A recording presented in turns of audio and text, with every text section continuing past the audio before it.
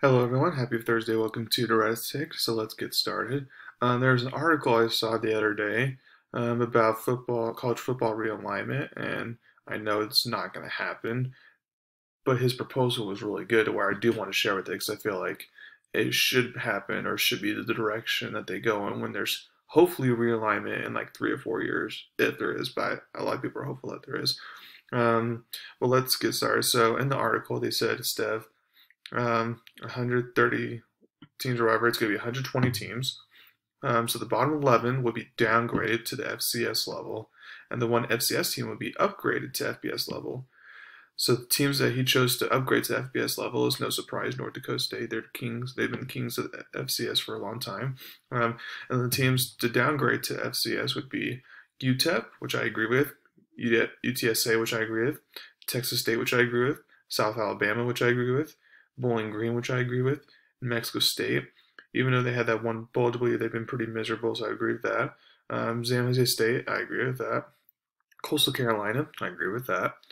Troy, I mean, last year was horrible, but they've had some decent years, so I mean, I wouldn't choose them per se, but I mean, I can understand. Louisiana Monroe, it's like they've been eligible a few times, but like nothing special there. I can kind of see that. And then Liberty, I was actually surprised about because Liberty won, I don't know, at least I think they won at least 8 games last year, and then they have Hugh Freeze, and they're only going to get better, in my opinion, with Hugh Freeze as the coach.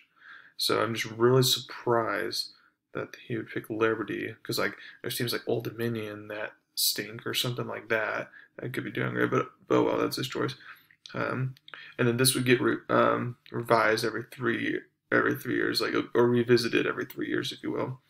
So and also for each league would have at least current 4 Power 5 teams, but no more than 8 Power 5 teams.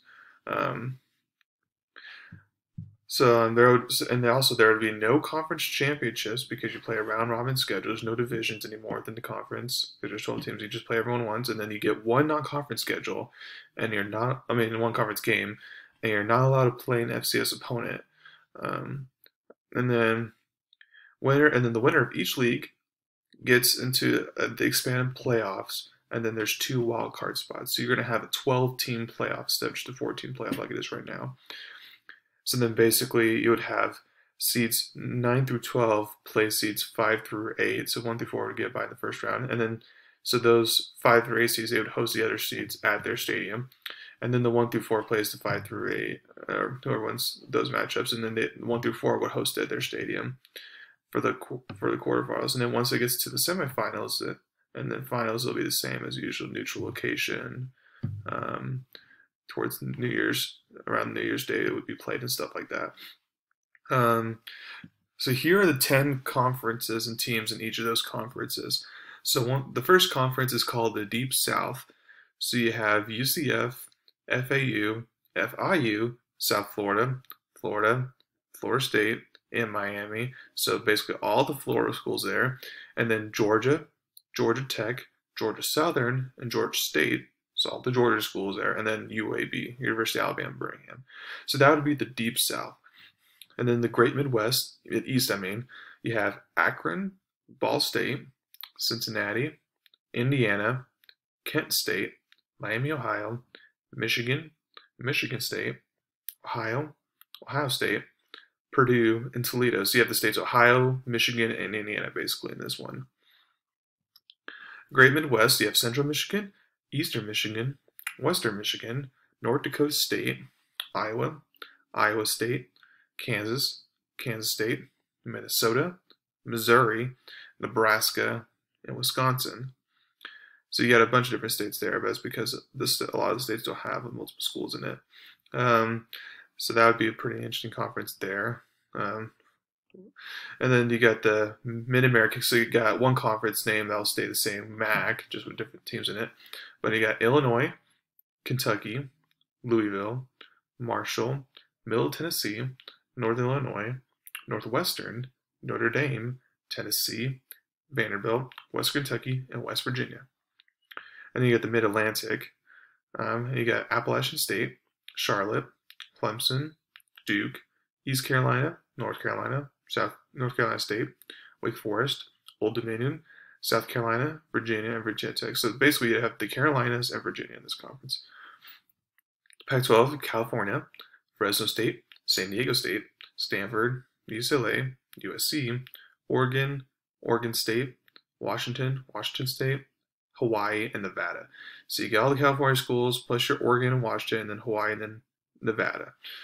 The one school in Nevada. And then you get the Rocky Mountains. This would be both Arizona, Arizona State, both Utah, BYU, and Utah State.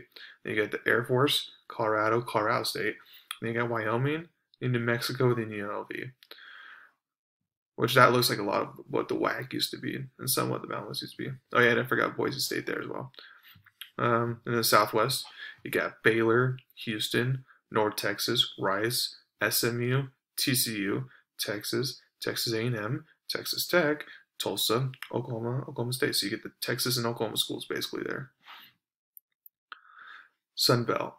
You got Alabama, Auburn, Arkansas, Arkansas State, Louisiana, Louisiana Tech, LSU, Tulane, Ole Miss, Mississippi State, Southern Miss, and Memphis. So basically you get one Tennessee school, but other than that, you get your Mississippi and your Alabamas and your Louisianas in this one.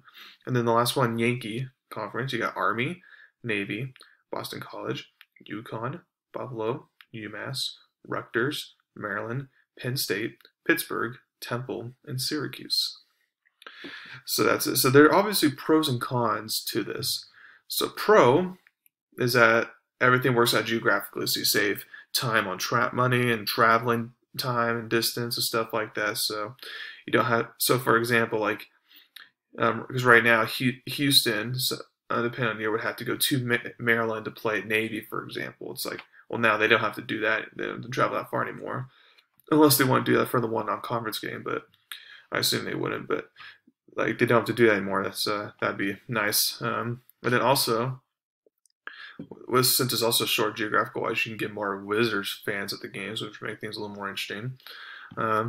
Another pro is that there's not much of a gap anymore between the Power Fives and the Group of Fives, because there basically is none anymore, because they're a Power 10 conference, if you will, which I love so much. Another pro is that if you're in the winner of the league, you automatically go to the playoffs, because right now there's only 4 teams, so like the winner of one Power 5 conference is not going to get it automatically. Sometimes 2, depending if that seat can get 2 teams in. So, and then also another pro is that there's no divisions, because sometimes you get divisions where like the SEC West is obviously stronger than the SEC East type of thing. So it's kind of a mismatch there. But now with no divisions, everyone plays everyone. It's really nice, kind of like what Big 12 is doing right now. So then, of course, I will admit there are some cons. Like for example, I like I actually do like championship games, but I like it how the way the Big 12 does it. So it's like you get your round robin and the top 2 advance, because sometimes the winner of one division is not going to be better than the second place team in another division sometime, for example, because that division is so powerful. So the championship game is not as best potential, but Big 12 usually is, because the top 2 teams, because they play around our schedule. So and then also with the championship schedule, I mean, with the championship game, I mean, some teams can pull off some upsets. Like for example, even though Texas won the head-to-head battle with Oklahoma the first time, Oklahoma won the battle and championship second time 2 years ago to get into the playoffs type of thing. Back when Kyler Murray was there. So it's kind of like basketball. So like even though, let's say Kansas wins the Big 12 during regular season, but then in the championship game Baylor wins or something like that. Like it easily can happen. Also for the immediate future, there are teams that this new conference realignment will favor. For example, Notre Dame, like their toughest opponent will be Tennessee. I mean, depending, they can beat them they can beat them anytime, so like that's pretty easy. And for Clemson, their toughest opponent is North Carolina and Virginia. Like right now, that's gonna be super easy for them. I mean, they already have it easy to begin with. That's easy. Penn State has an easy route as well in the Yankee Conference. Another con is that the small schools, specifically the FCS schools, like while as a fan I don't like those games, they're very important for those smaller FCS schools to get the money to pay for their program, stuff like that. So that's going to hurt them very much, the fact that we won't be able to schedule them at all.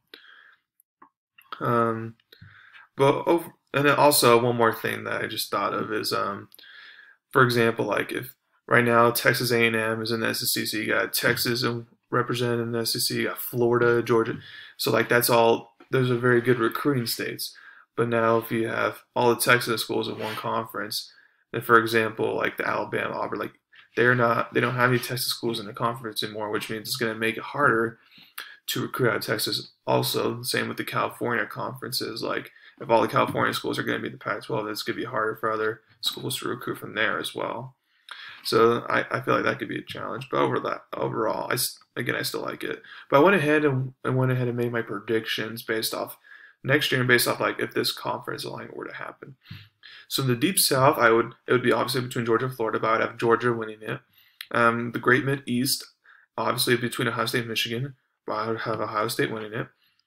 The Great Midwest, now this one's a little bit not as solid per se. You can go different routes here because Wisconsin's going to be a favorite. Iowa State with Brock Purdy could be a favorite. Minnesota with their good year last year could be a favorite. You can't count out Missouri, they're going to be better. Same with Iowa. Maybe we'll see how North Dakota State goes in FBS level, but like all these teams are not like Big 12 type of teams. We're just going to put up a bunch of points and stuff, and defense will be able to stop them. So I mean, it'll be interesting to see what happens there. But I'm going to stick with Wisconsin though, although I'm not as confident on that one. The Mid American, I also have this one's going to be Notre Dame because I feel like Tennessee's the only other competition there right now.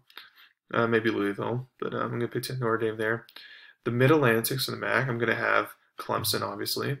The Pac-12, this one was hard for me to choose because Oregon's usually good every year, but I also like USC recently, and I like Washington. They're usually good every year type of thing.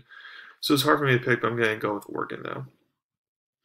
And then with the Rocky Mountain, I'm going to go Arizona State to win it.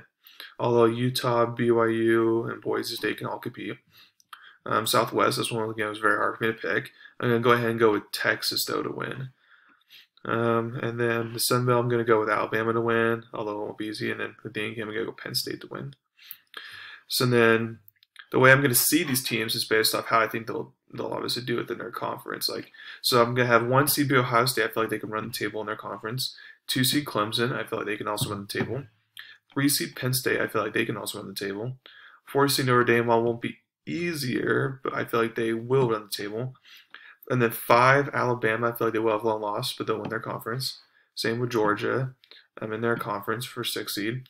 7 Texas, I feel like they'll have one loss, but get in. And Oregon, I feel like they will have one loss and get in.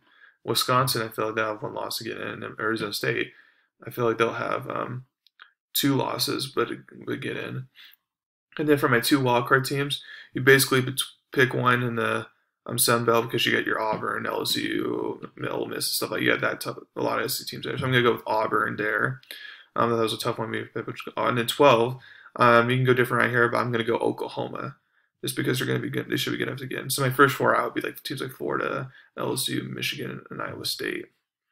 So then you have Alabama, 5 Alabama versus 12 Oklahoma, 6 Georgia versus 11 Auburn, 7 Texas versus 10 Arizona State, 8 Oregon versus 9 Wisconsin, a rematch in the bowl game last year. So think about it. All those games, those are all really good. You can't pick one of those teams to say they are 100% going. Now Alabama, because they're typically Alabama, they'd have a little more advantage against Oklahoma. But it's just like those are all good games. Should all be very good. Like it's hard to pick one. And then for the quarterfinals, Ohio State versus 8 Oregon, because I feel like Oregon will barely win at home. 2 Clemson versus 7 Texas. 3 Penn State versus 6 Georgia, and 4 Notre Dame versus 5 Alabama. So I have Ohio State beat Oregon, Clemson beat Texas, Georgia upset Penn State, and then Alabama upset Notre Dame. So you have Ohio State versus 5 Alabama matchup, and 2 Clemson versus 6 Georgia matchup in the semifinals. So then I have Ohio State versus 6 Georgia in the championship game with Ohio State winning all. So not too much basically changed, but it's still all pretty good. So again, I explained all the reasons why I feel like the pros and cons of this realignment, but I like that should happen. But I mean, obviously, I think that's not going to happen at some point. So we'll have to wait 3 or 4 years to see.